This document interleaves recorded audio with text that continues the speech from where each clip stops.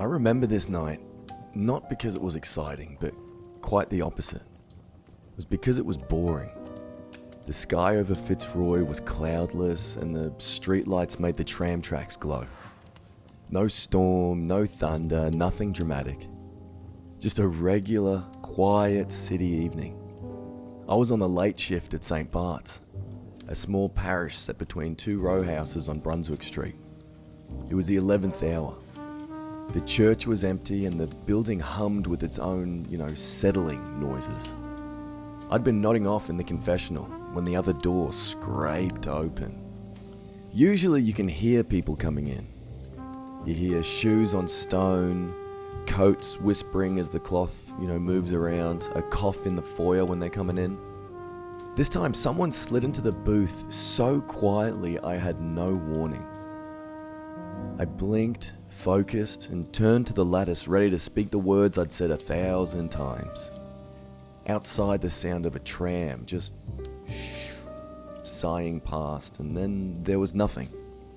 He sat perfectly still in the shadows. I couldn't see much through the wood grill, just a dark shape, a suit that might have been expensive. When his hands moved, I heard the sound of metal on metal, which told me he wore a lot of rings. The light caught them and sent quick flashes across the pane above us. They looked like little skittering insects. "Good evening, Father," he said. The voice was smooth and precise. The sort of voice that could sell you insurance or start an argument or, win an argument. Perhaps start an argument and then make you believe that you were the one that started it. It had a small, cold quality to it. It made my mouth go dry. "Forgive me, Father, for I have sinned. It's been a very long time." I couldn't really see him, but he didn't look old. He wasn't ragged. He smelled vaguely of cheap wine and the kind of aftershave men buy when they want to look like they have money. I should preface this by saying that I've heard people claim impossible things in confession. Godlike visions, debts to evil that read like poetry. But when a man tells you that he's the devil, it usually feels like a symptom. You treat it like a confession you can guide out of the mind, slowly coax it out. I give them a prayer and send them back into the street. You tidy up the strange out there and you kind of put it away, hide it. But tonight, this was different. There was this eerie, there was a kind of pressure to him, a low, steady thing that sat behind all the words he spoke. When he said his name, it didn't sound like a joke. "Call me Lucien," he said. The name felt small and ordinary, but the lattice made it feel enormous for some reason. Hearing a name like that in a church, I don't know, something in me just tightened. "Do you wish to confess?" I asked. Because that's what you do in a box like this. You ask the question that shapes whatever comes next. He laughed softly. It wasn't a warm laugh, but it also made the little brass lamp over the register rattle. "I do, but I won't be making the sign of the cross. It doesn't really like me." "That's all right," I said. I was really trying to keep my voice steady, but my knees were not cooperating. He bowed his head. I could just see a silhouette. It looked as if he was praying. It was a small, almost human movement, and for a moment I let myself think that this was just another confession that had gone strange, kinda like most of them. Then he spoke and everything shifted. "I have lost my place," Lucien said.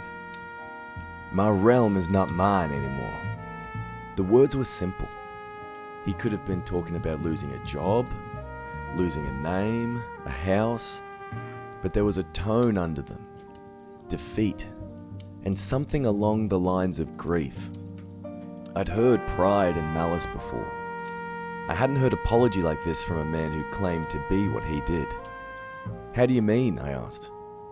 And I felt foolish to ask, honestly. He told me about following things he shouldn't have. He called them gaps. Places under the edge of the world, under the ordered parts that we walk on, the parts that we name, earth, road, street. He went down into that dark because he needed an edge to stand on. Because power had slipped from him and he wanted it back. He said he found entities there. Not gods, not demons like we draw in pictures, but something older and hungry. Hungry in a way that had no politics. He told me about the lawful evil of demons and devils. They were not good, they were evil, but they had rules, and they abided by those rules. They're not really interested in thrones. They are interested in absence. When he said that, I felt the confessional get small. The wood behind my head seemed suddenly close. My breathing was uneven. I listened like someone waiting for a train, with a kind of dread that something unstoppable was approaching. He told me what happened when he woke them. He spoke slowly, like someone repeating a mistake to make sure it was real. I thought I could use them. I thought their appetite could be directed. I thought I could hold a hand over the hole and keep the dark from spilling into the places that actually breathe. And? I asked him. And what happened? Well, the hole is hungry. It spread. Not with fire, not with noise, but with nothing. It unmade edges. It ate definition. It ate who answers for what. The ones are called to take by degrees what we've fought over. Their names, their reasons. They stopped answering me. They don't follow me anymore. They don't care. They just pull. His voice went quiet, and there was a simple, raw terror in it that shut out my training. The rituals, the lines of doctrine. I had these memorized the way that, sailors memorize notes. I'm tripping over my words now. The way that sailors memorize knots. Not easy, but once you do it enough, it becomes finally easy. For a while there, I thought I had found something to use. And then I realized that I'd invited something that doesn't have a place on the map. What did you... And I began, but I stopped. Because the booth had turned into a hall of mirrors. I tried to picture what he meant and I only got pieces. Like an empty cathedral with statues. Faces that had been smoothed away to nothingness. A suburban street where the houses blinked out one by one. A tram like the ones that had just passed. It moved into a tunnel and just never came out the other side. There was no other side. He told me about watching his followers turn on each other. Not out of loyalty to him or to any leader, but because those other things he woke rearranged them. Whatever that means. They died different. They did not die with fire or thunder. They went quietly first. They stopped answering the names they used. And they have to answer when you use their names. Their faces would hollow. I could see him gesturing. He made this motion with his hands, and the sound of his rings filled the small space between us. When he described the first time he saw the real change, something in me unraveled. A sensation like seeing a smudge on glass and realizing you can't clean it off. It climbed into my chest. I felt stupid for asking questions to this guy, for wanting the plot to close into a tidy speech. This was a story that I didn't know if there was an ending to or a climax. Was it real? Was it not? I don't know, but all I could feel was this tense tightness in my chest. Why tell me this? I asked finally. The confession form sat like a script between us, and I couldn't get past the part where the confessor wants absolution and the priest gives it. That's what I'm here for. Here, in this conversation, in this story, the rules just didn't make sense. Lucian said he had nowhere else to go. He told me that he tried the obvious places, the high councils, the old meeting grounds, even direct approaches at times. Alas, no sway, no loyalty. He said the people he used to gather left him either by choice or they were taken. He said looking into their eyes now was like looking into windows, looking through windows, but you couldn't see the other side. Like the windows didn't show a room or anything anymore. So you came to a box where people tell secrets, I said. I didn't want to be clever. I was genuinely trying to be useful. I could feel him smiling in the dark. Your small ritual makes things hold. Do you know that? A name spoken in a shape, a face hidden by wood. There's an honesty to it. And if I speak here, the words seem to have weight. I wanted to feel the weight.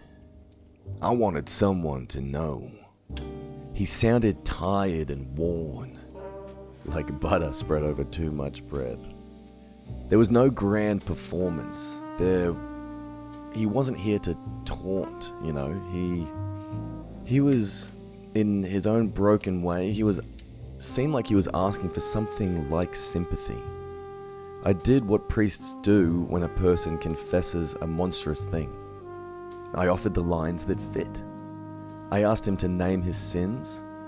I asked him what he would do to make amends. The answers he gave didn't land in the usual places. He spoke about waiting. He spoke about watching. He spoke about how the things he awoke were not going to stop for reasons that had nothing to do with revenge. They simply had their own pattern, their own movement that left behind the familiar markers we use to tell a story. They unmade the map. They don't march toward anything we know. They dissolve the places where things meet. I was barely holding on to this conversation. The more this guy spoke, the more I felt the room tilt. And it was not a visual tilt.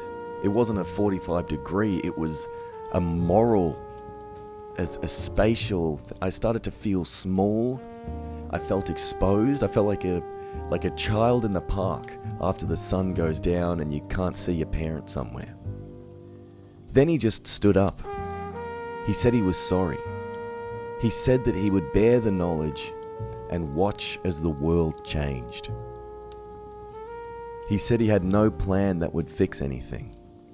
He said that he'd already tried, that he was exhausted.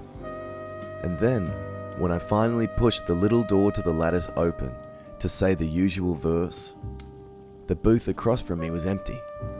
No smell, no sign, no rings. He had sat very still, and then he was gone. Nothing there but a memory. I staggered out into the nave. I shook myself like a dog. The church lamp swung and threw the stained glass figures into relief. Nothing in the building showed that he'd ever been there. The confessional faintly smelled of him. A trace of wine, of cologne, nothing more. It could have been a trick, a pest of the night, a confused stranger with a story too big for himself he just had to share. I walked home along Brunswick Street. The tram lights flickered and the night was ordinary in a way of nights that just don't mean anything. There was nothing special about this night, and I slept terribly. I dreamt of empty spaces stretching like rooms with their doors painted over. I saw things in the dark that didn't fit into the world that I know. I kept thinking about what he told me, and the image that kept returning wasn't of him so much as of the moment he said the line I couldn't get out of my head. The earth will not remain in the hands of those who made it. It was said like a tired fact, not a boast, again, not a taunt, and that made it so much worse. After that night, I started checking the confessional at odd hours. Sometimes I'd hear a sound behind the lattice, a settling noise of the old building, or think I saw a shadow press against it. Once a week I'd find scuff marks on the step, as if someone had dragged a shoe away. Every so often I'd find a small shiny circle where it looked like someone had left a ring for a century. The parishioners never mentioned him. They went on with funerals and baptisms, the usual hard business of living in a city that never truly sleeps. I don't have any proof to show anyone. The only thing I have is the memory of his voice and the way it filled the booth, the way it filled myself. The feeling that when he woke, what he woke goes on without interest in crowns or wrath. I don't know if what he did to me was true in any sense that's useful. Maybe it was all a weird, allegory warbled by a man who liked speaking dramatically. Maybe it was a lie, just meant to see what would happen, just for the sake of lying. All I know is simple and terrible. The quiet nights, they bother me now. When the gutters are dry and the trams glide by without complaining, the city hums like a fan in the other room, the world feels thinner. The edges of things sometimes blur, and there's a small, precise fear that comes up my chest like something trying to find a seam, a way in, a zip. If those things he called down are real, they will not announce their coming with fanfare. They'll arrive where the map is weakest, in the places we leave unmarked. They will come as small losses at first, a lost memory, an answered name that doesn't answer back, a face that leans away from yours for no reason you can see. Then they'll gather. They're not going to care who called them, nor what kingdom they were meant to serve. I don't know if I stayed sane after that night. I really can't tell. I don't think so. I know I feel the world differently. I go to church not because I'm sure of anything. I go because the shape of the ritual seems to make things hold just a little. And because when someone sits across from you in the dark and says something true, someone should hear it. If you ever find yourself sitting in a wooden booth on a quiet Melbourne night, and the man across the lattice tells you the same story, just listen. Not to him, not to answer him, not to fix him, but to do the small human thing, to bear witness. It may be the only thing that keeps the world from erasing the edges you live by.